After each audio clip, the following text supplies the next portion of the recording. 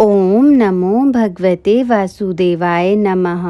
विष्णु पर्व, नवा अध्याय। इस अध्याय में हम जानेंगे भेड़ियों के उत्पात से व्रजवासियों का उस स्थान को छोड़कर श्री वृंदावन में जाना। वैशंपायन जी कहते हैं, जन्मेजय, इस प्रकार उन दुर्जय भेड़ियों को बढ़ते देख समस्त व्रज के स्त्री पुरुष एकत्र हो उस समय इस प्रकार मंत्रणा करने लगे। अब हमें इस स्थान पर रहने की कोई आवश्यकता नहीं है। हम लोग दूसरे किसी विशाल वन में चले चलें, जो हमारे लिए कल्याणकारी, सुखपूर्वक रहने योग्य तथा गौओं के लिए भी सुखदायक हो। विलंब करने से क्या लाभ? हम आज ही अपने गोधनों के साथ यहाँ से चल दें। भेड़ियों से हमारे सारे व्रज का भयंकर वध न हो जाए, इसके पहले ही हमें यहाँ से प्रस्थान कर देना चाहिए। इन भेड़ियों के सारे अंग धूमेल और लाल रंग के हैं। इनकी बड़ी बड़ी दाढ़ें हैं। ये नखों से बकोट लेते हैं।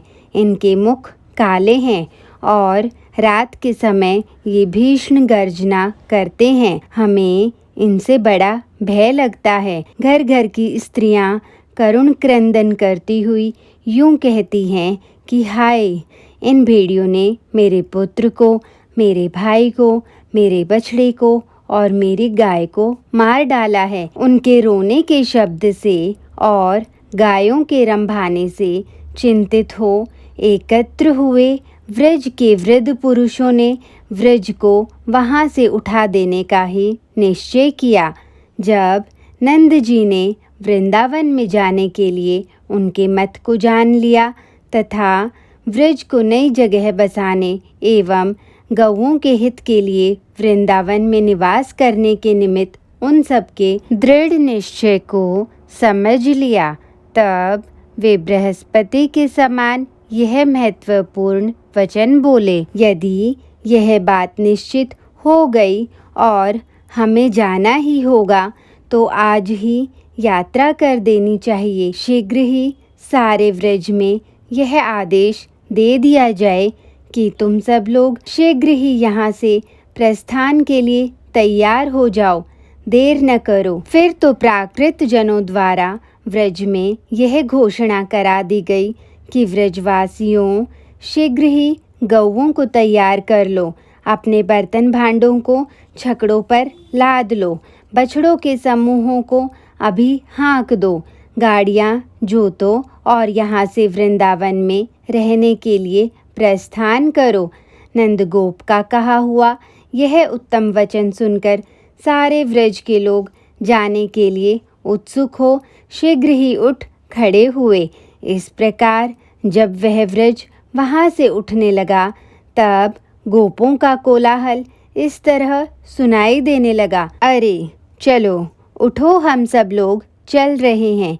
क्या सो रहे हो? जाओ छकड़ा जोतो। गाड़ियों और छकड़ों से युक्त वह व्रज जब वहाँ से उठकर चला उस समय ऐसा भयंकर कोलाहल हुआ मानो वहाँ व्याघ्रों के दहाड़ने की भारी आवाज़ हो रही हो अथवा समुद्र की गर्जना सुनाई देती हो। सिर पर माट और घड़े उठाए गोपियों की पंक्ति जब व्रज से निकली उस समय ऐसा जान पड़ा मानो आकाश से ताराओं की पात उतर आई हो। उनके नीले पीले और लाल वस्त्र स्तनों के अग्रभाग पर ऊंचे दिखाई देते थे। उन वस्त्रों से सुशोभित हो मार्ग पर चलती हुई गोपियों की पंक्ति इंद्रधनुष के समान शोभा पाती थी। कुछ गोप मोटी और पतली रस्सियों के बोझ लिए मार्ग में चल रहे थे। वे रस्सियां उनके अंगों पर लटक रही थी। उनसे उपलक्षित होने वाले वे गोप बरोहों से युक्त वटवृक्ष के समान प्रतीत होते थे। आगे बढ़ते हुए शोभाशाली शकटों के समूह से उस व्रज की ऐसी शोभा हो रही थी मानो पवन की प्रेरणा से वेगपूर्वक चलते हुए असंख्य जलपोतों अर्थात जहाजों से युक्त महासागर सुशोभित हो रहा हो। एक ही क्षण में व्रज का वह स्थान ऊसर भूमि के समान सूना हो गया। वहाँ जो अन्न आदि द्रव्यों के कण बिखरे हुए थे, उनके कारण उस स्थान पर कौओं की मंडली छा गई थी। तदंतर क्रमशः आगे बढ़ता हुआ वह व्रज वृंदावन में जा पहुँचा और गौओं के हित के लिए बहुत दूर तक फैलकर बस गया। सीमा पर छकड़ों के बाड़ लगा दिए गए। सारा व्रज अर्धचंद्र की आकृति में स्थित हो गया। बीच के भूभाग की चौड़ाई 1 योजन और लंबाई 2 योजन की थी। बढ़ी हुई कंठ की अर्थात नील कांटे आदि तथा शाखाग्र भाग को ऊंचे रखकर गाड़े गए कांटेदार वृक्षों के द्वारा वह व्रज चारों ओर से सुरक्षित था। कहीं दही दूध के माटों में मथानी डाली जा रही थी, कहीं मथानी में बंधी हुई रस्सी खींची जाती थी, कहीं इधर उधर गगरियों या माटों को जल से धोया जाता था, कहीं कील या खूंटे गाड़े जाते थे जिनमें मोटी पतली रस्सियां बंधी होती थी, कहीं बहुत से खंभे खड़े किए जा रहे थे, कहीं छकड़े घुमाए जाते थे, कहीं मंथन पात्र या माट में डाले गए थंब के सिरे पर रस्सियां बांधी जाती थी, कहीं घर छाने के लिए संचित चटाइयों तथा तिनकों के समूह बिखरे पड़े थे, कहीं यत्र तत्र वृक्षों की शाखाओं पर पक्षियों के रहने योग्य स्थान बनाए जाते थे, कहीं गौओं के रहने योग्य स्थानों की शोध हो रही थी, कहीं ओखलियां रखी जाती थी, उन्हें पूर्वाभिमुख करके धोया जा रहा था, कहीं आग जलाई जाती थी, कहीं छकड़ों पर से अर्थात अपनी मौत से मरे हुए बछड़ों के चर्म से निर्मित बिछोनों सहित पलंग उतारे जा रहे थे, कहीं गोपियां अपने सिर से जल का घड़ा उतारती हुई उस वन की शोभा देखती थी। कुछ गोपांगनाएं सब ओर घूम घूम कर वृक्षों की डालियां खींच रही थी। क्या बूढ़े क्या जवान, सभी गोपों के हाथ कार्य में अत्यंत व्यस्त थे। वे कुठारों से काट और वृक्षों को भी काट रहे थे।